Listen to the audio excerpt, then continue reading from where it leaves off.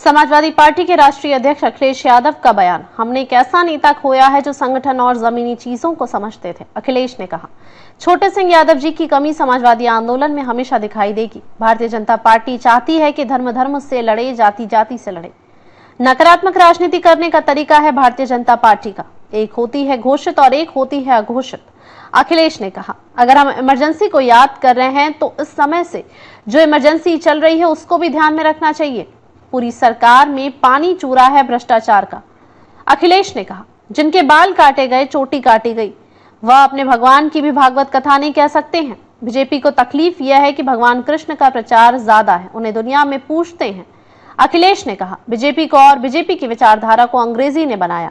हम लोग आउटसोर्स खत्म करेंगे और पक्की नौकरी देंगे, अखिलेश ने कहा।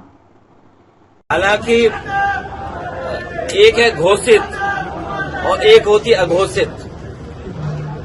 अगर हम इमरजेंसी को याद कर रहे हैं तो हमें अभी इस समय जो इमरजेंसी चल रही है उसको भी ध्यान में रखना चाहिए। आज की परिस्थितियां ऐसी कि अगर पत्रकार सच लिखना चाहें तो उन पे पाबंदी है। जाति के नाम पर, धर्म के नाम पर भेदभाव है। भ्रष्टाचार चरम सीमा पर है। हमें आपको सबको याद होगा, जयप्रकाश जी ने आह्वान किया था कि भ्रष्टाचार और महंगाई चरम सीमा पर है। उसी समय संपूर्ण क्रांति का आंदोलन चला। उसके बाद हमें आपको इमरजेंसी देखने को मिली। आज बताइए, चरम सीमा पर महंगाई है कि नहीं है? चरम सीमा पर भ्रष्टाचार है कि नहीं है? चरम सीमा पर अन्याय पहुंच गया है। तो आज उस समय घोषित इमरजेंसी है और भारतीय जनता पार्टी इस अघोषित इमरजेंसी की कब खुशी मनाएगी? ये तो मना रहे हैं क्योंकि राजनीतिक उन्हें लाभ उठाना, इसलिए मना रहे हैं भारतीय जनता पार्टी के लोग। लेकिन आज भी तो अघोषित इमरजेंसी है। ऐसी इमरजेंसी में भी नहीं हुआ जो घटनाएं आज हो रही हैं। आप किसी के जो घटना इटावा में हुई है, ये वर्चस्ववादी लोग और शोषण करने वाले लोग, समाज में उनकी कोई जगह नहीं होनी चाहिए। जो घटनाक्रम हो रहे हैं आजकल उत्तर प्रदेश में, जो घटनाक्रम उत्तर प्रदेश में हो रहे हैं, भारतीय जनता पार्टी चाहती है धर्म धर्म से लड़े, जाति जाति से लड़े, क्योंकि उनकी नकारात्मक राजनीति करने का तरीका है भारतीय जनता पार्टी का। जो एक तरफा फैसला लेते हैं, आम जनमानस को न्याय न मिले, उसी तरह के फैसले लगातार भारतीय जनता पार्टी ले रही है। भारतीय जनता पार्टी आपातकाल के 50 वर्ष पूर्ण होने पर हत्या ये किस ग्रंथ में लिखा हुआ है? कोई ग्रंथ तो होगा। हमारे उपनिषद हैं, हमारी धार्मिक किताबें हैं। तो बताओ, जिनके बाल काटे गए, जिनकी चुटिया काटी गई, वो अपने भगवान की भी नहीं भगवत गीता गा सकते, अपनी कथा नहीं कह सकते, अपने भगवान की नहीं। आप बताओ, हनुमान जी की जाति किसने बताई? प्रभु श्री राम की जाति किसने बताई?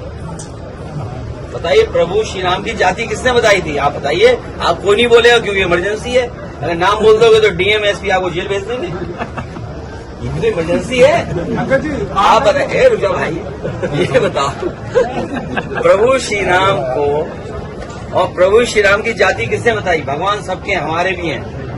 अब बीजेपी को ये तकलीफ है, भगवान कृष्ण का प्रचार ज्यादा है, उसे दुनिया में पूछते हैं। बस इतनी सी शिकायत है उन्हें। पार्टी आंदोलन करेगी इस घटना। अरे भारत में सुरक्षित नहीं है। पूरी सरकार में पानी चू रहा है, तुम एक ट्रेन की बातें कर रहे हो। पूरी सरकार में पानी चू रहा है भ्रष्टाचार का। आप बताओ, पानी की टंकी, आपके जिले में भी तो पानी की टंकी बन रही होगी। बताओ, पानी की टंकी कैसी बन रही है?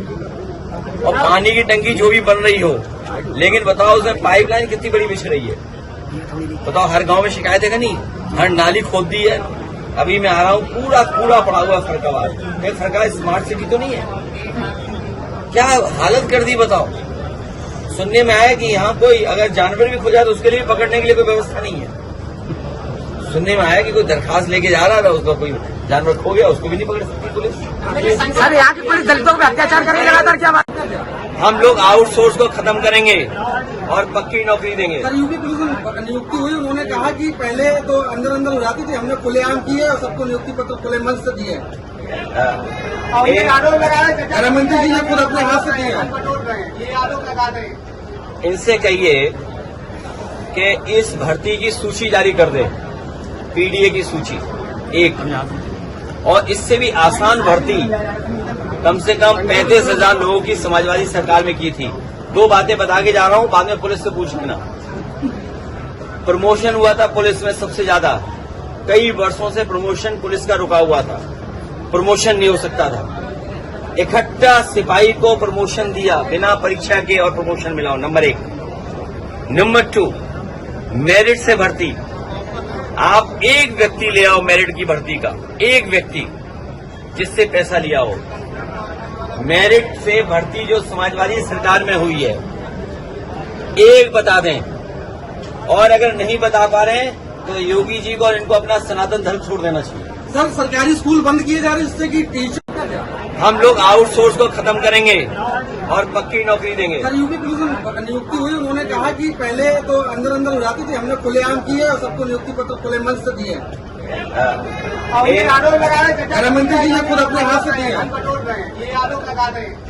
इनसे कहिए कि इस भर्ती की सूची जारी कर दे, पीडीए की सूची एक, और इससे भी आसान भर्ती कम से कम 35,000 लोगों की समाजवादी सरकार में की थी। 2 बातें बता के जा रहा हूं, बाद में पुलिस से पूछ लेना। प्रमोशन हुआ था पुलिस में सबसे ज्यादा, कई वर्षों से प्रमोशन पुलिस का रुका हुआ था, प्रमोशन नहीं हो सकता था। इकट्ठा सिपाही को प्रमोशन दिया बिना परीक्षा के और प्रमोशन मिला, नंबर 1। नंबर 2, मेरिट से भर्ती। आप एक व्यक्ति ले आओ मेरिट की भर्ती का, एक व्यक्ति जिससे पैसा लिया हो। मेरिट से भर्ती जो समाजवादी सरकार में हुई है, एक बता दें, और अगर नहीं बता पा रहे हैं तो योगी जी को और इनको अपना सनातन धर्म छोड़ देना चाहिए। सर सरकारी स्कूल बंद किए जा रहे हैं जिससे कि टीचर,